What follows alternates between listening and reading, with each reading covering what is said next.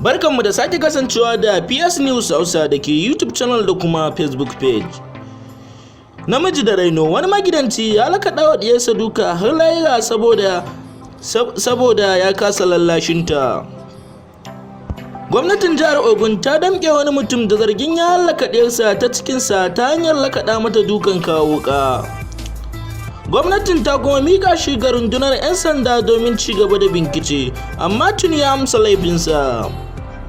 Matarsa ta bayyana cewa ta haɗa kai da mijinta wajen kashe 'ya'yansu guda biyu saboda talauci musu katutu. Gwamnatin Ogun ta bayyana cewa ta damƙe wani magidanci Sanjo a yankin Osogbo babban birnin jihar bisa zarginsa da dukan 'yarsa har Lahira. Kwamishinan mata, yara da kuma harkokin jin kai Olubukola Olabufo a wata sanarwa da ta fitar ta ce an tafke mutumin ɗan shekara 45 a yankin Alakodo. A cewar sanarwar, tuni ma'aikatar ta miƙa mutumin ga jami'an 'yan sanda domin gudanar da bincike, kamar yadda jaridar Punch ta rawaito. Olabufo ta bayyana cewa ma'aikatar ta samu labarin lamarin ta wata majiya. Nan take jami'an gwamnati suka je suka kamo mutumin. Ko me ya haɗa shi da 'yar tasa?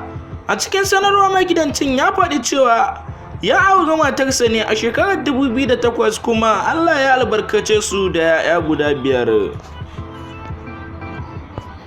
Magidancin ya ce wannan shine karo na uku da na lakadawa ɗaya daga cikin 'ya'yanmu duka ba da gangan ba, kuma tuni duk sun mutu.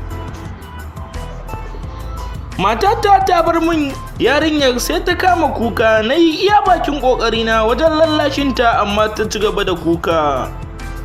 Kawai sai zuciyata ta kufula ta gaya min wani abu, nan take na zana yarinyar 'yar kimanin watanni 2 kuma ta mutu, ni da matata muka binne ta a gona.